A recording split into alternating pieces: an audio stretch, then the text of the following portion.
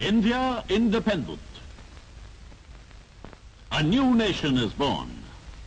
From north to south, from east to west, in every corner of this ancient land, so rich in culture and tradition, there was unbounded joy. For our people were rejoicing, ready to welcome the long-awaited liberty, a liberty for which they had fought, suffered, and sacrificed. Centuries ago, when the nations of the West were living in darkness, our civilization was in flower, a civilization that has flourished for over 5,000 years. Ours is a rich inheritance.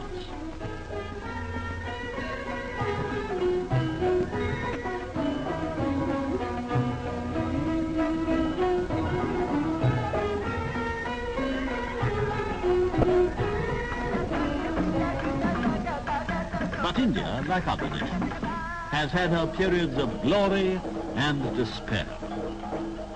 During the latter half of the 18th century, a dark shadow fell across the land. 1757. At the Battle of Plassey, a fierce struggle ensued on the plains of Bengal. On one side were ranged the armies of several rulers, corrupted by intrigue, crudely armed and lacking cohesion.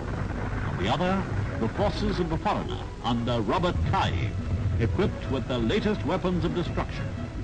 The success of the British in this battle sealed the fate of India, and she became the vassal of a foreign power. As the result of her serfdom, the fingers of her potters began to lose their cunning, the skill of her artists grew less, and the workers in copper, bronze, silver and gold lost the secrets of their craftsmanship. Her Dhaka muslins, her Benares brocades, her entire trade and industry were crushed. Then came 1857, the Indian Mutiny. India strained to free herself from the foreign yoke. But again it ended in a triumph for British arms. The revolt was suppressed and the people disarmed. In the years that followed, there was much despair throughout India. But though her body was enchained, her spirit could not be broken. India waited in patience through the dark years for one who would set her free. At last he came, born in 1869. His name, Mohandas Karamchand Gandhi. It was not long before the people recognized in him their leader, and in him were identified the oppressed masses of India. In him were focused the ideals and aspirations of those loyal sons of India who had died in the struggle. Dadabhai Naoroji, Gokhale, Tilak, Lala Lajpat Rai, Pandit Motilal Nehru, Pandit Malviya, Dr. Ansari, C.R. Das, Hakim Ajmal Khan. Gandhiji introduced a new technique into the political arena. Satyagraha, non-cooperation. His shield was truth. His weapon, non-violence. And among those that gathered round the Mahatma are names that have written and are still writing glorious chapters in India's history. Pandit Jawaharlal Nehru, Sardar Vallabhbhai Patel, Babu Rajendra Prasad, Maulana Abul Kalam Azad, Sri Raja Gopalachari, Sarojini Naidu, Kamla Devi Chattopadhyay, Jaya Prakash Narayan, Pandit Jawaharlal Nehru with Abdul Ghaffar Khan, affectionately called by the people the Frontier Gandhi. Gandhiji, the apostle of peace, was also a man of action. In 1930, at the head of a vast multitude, he marched to Dandi by the sea and there exhorted his followers to make salt and thus shatter the alien government's monopoly. The rulers used force to overcome the opposition, but the faith of the people in Gandhiji never faltered. They used passive resistance and defied the law. And in the ensuing struggle, many lives were lost. And Now the Second World War exploded across the earth. The whole world was embroiled in a titanic struggle between the forces of democracy and fascism.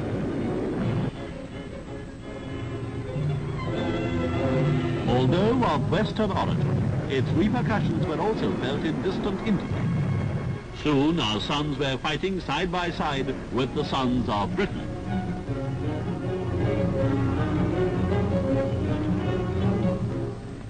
March 1942.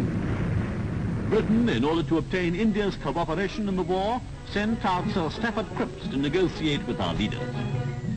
Numerous parleys between Sir Stafford Cripps and our high-ranking leaders took place in New Delhi.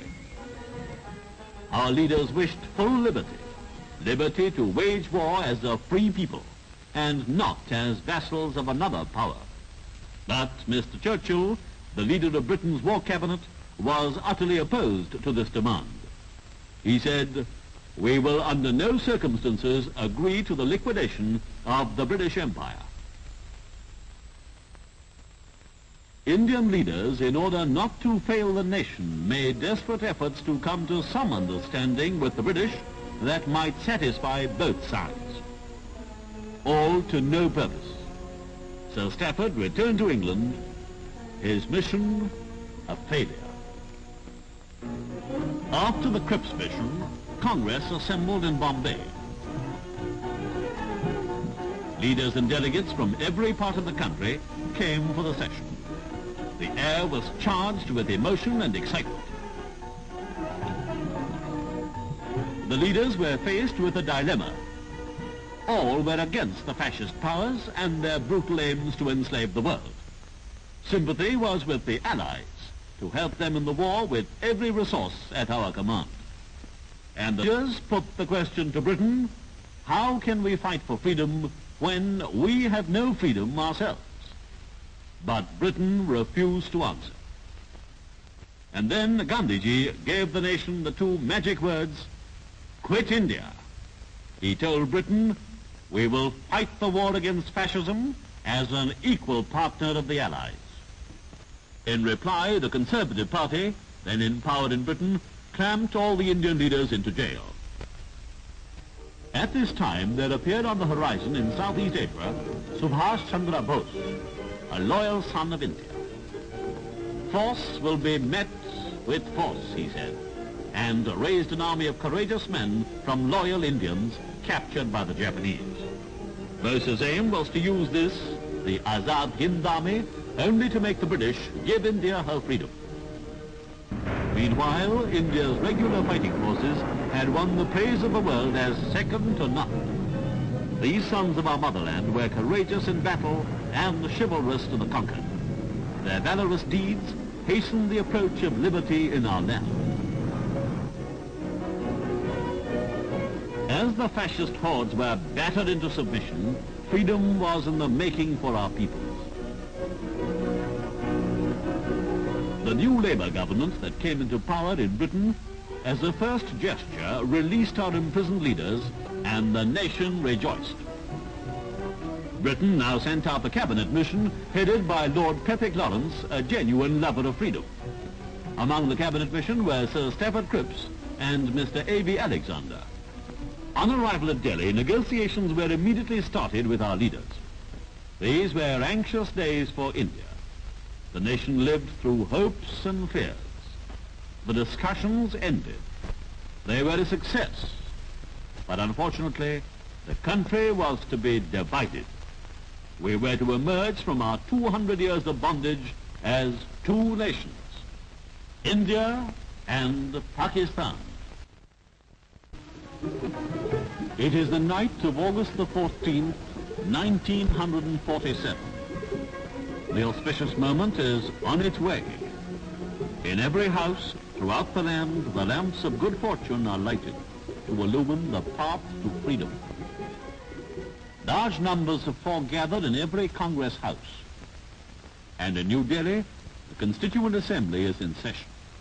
Babu Rajendra Prasad, the President of the Constituent Assembly, during his speech, had this to say: "I want, on behalf of this Assembly, to assure all the countries of the world that we wish to be friends with them.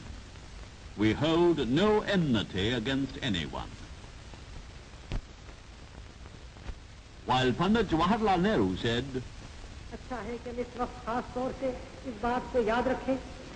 we stand on the threshold of freedom.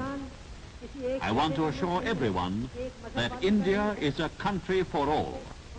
It does not belong to any special community or religion. It belongs to all.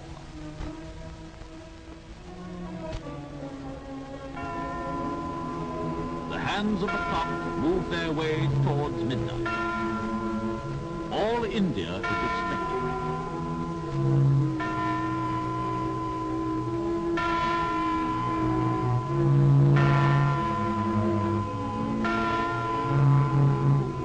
Priests throughout the country chant prayers and invoke God's blessings for the newborn nation. And the flag of India, our flag, the tricolour, is unfurled. The Constituent Assembly rises and stands in silence for 2 minutes in homage to those who gave their lives to win freedom. Jai Hind! Victory to India! And at the dawn of August the 15th, the nation celebrates her freedom.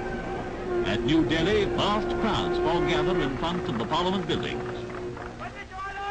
The Prime Minister and the Deputy Prime Minister, followed by members of the Cabinet, descend the steps.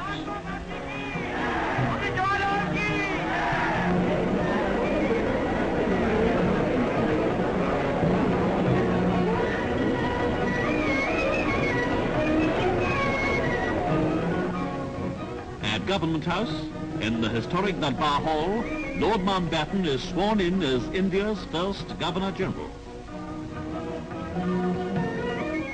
Then the Prime Minister and members of the Cabinet are sworn in. The new Governor-General and his lady drive in state to the Constituent Assembly. At the Constituent Assembly, he speaks to the nation.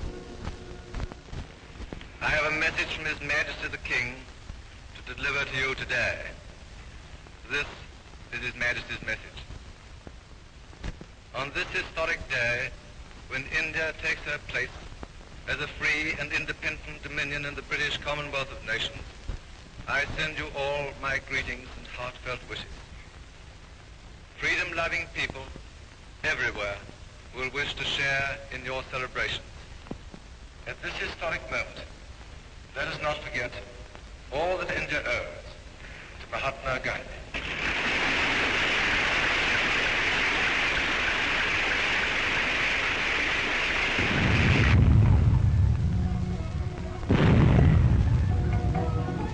India is at last free.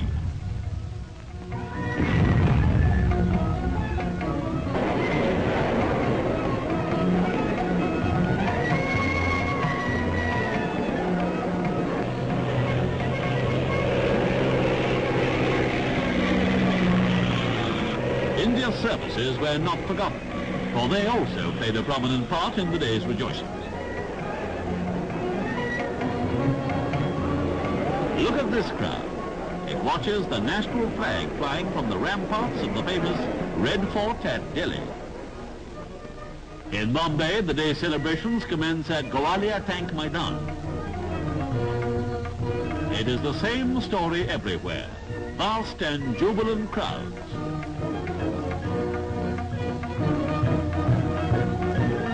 A fire? No, just an ingenious way of paying homage to one of the nation's departed leaders, Sir Firoz Shah Mehta.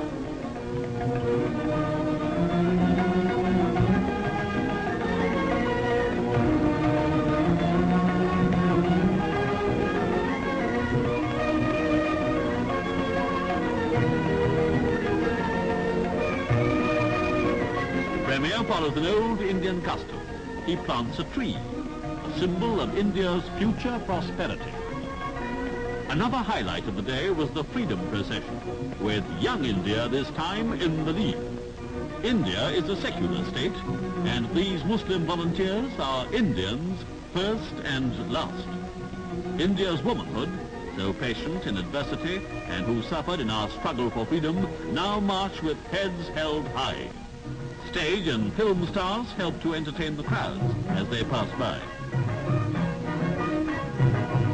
Indeed, it was a picturesque cavalcade, worthy of Bombay. In Calcutta, the largest city in India, there was jubilation, thanksgiving and celebration. Martyrs were remembered. A portrait of Subhash Chandra Bose, a worthy son of India.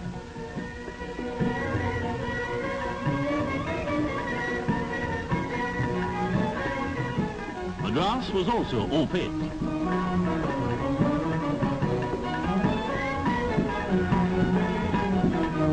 Civilians and service personnel helped to make the day a great success. Liberty and happiness marched hand in hand.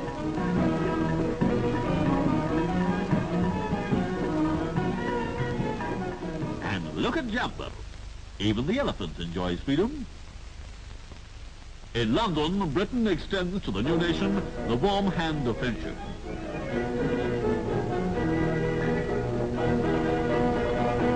Lord Patrick Lawrence attends a ceremony in honor of Indian freedom. The British were among the most eager to welcome India's independence. Mr. Belodi, India's High Commissioner, spoke to a distinguished gathering at India House. He said, "Today is a great day for us in India. It marks the end of one chapter and the opening of yet another, and let us hope the most glorious chapter in our history. Let us prove worthy of this freedom. Let us dedicate ourselves today faithfully to use this freedom nobly." Singapore, Malaya. It was the same story. Indians gathered in large numbers to celebrate the newfound freedom. At Canberra, Australia's capital, the selected assembly of Australians and Indians gathered at the residence of the High Commissioner of India, Sir Raghunath Paranjpe. After a fitting speech by the High Commissioner, the flag was proudly hoisted. Dr. Ebbett, Minister for External Affairs, was also present. Toronto, capital of Canada. Here again, Indian independence was celebrated in an appropriate manner.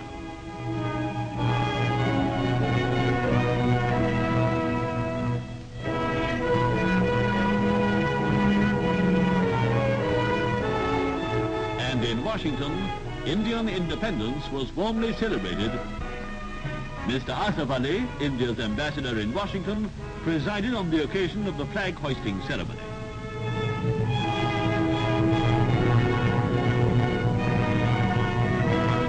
The whole world rejoiced at India's freedom. But the man who made it possible, the father of the nation, walked with a heavy heart. His vision was of one land, one people, one nation. But it was a dream that never came true. And thus, freedom returned to ancient India. With freedom came a realization of the beauty of our land, with its picturesque hills and valleys, its snow-covered mountains, and its babbling waterfalls. Blessed by nature, and with a vast potential of mineral resources and manpower, it will be easy for us to regain our proud place in the forefront of the nations of the world. As free men, we offer the hand of friendship to all lovers of freedom. The glory of our freedom, flag of our nation, we salute you. Jai Hind.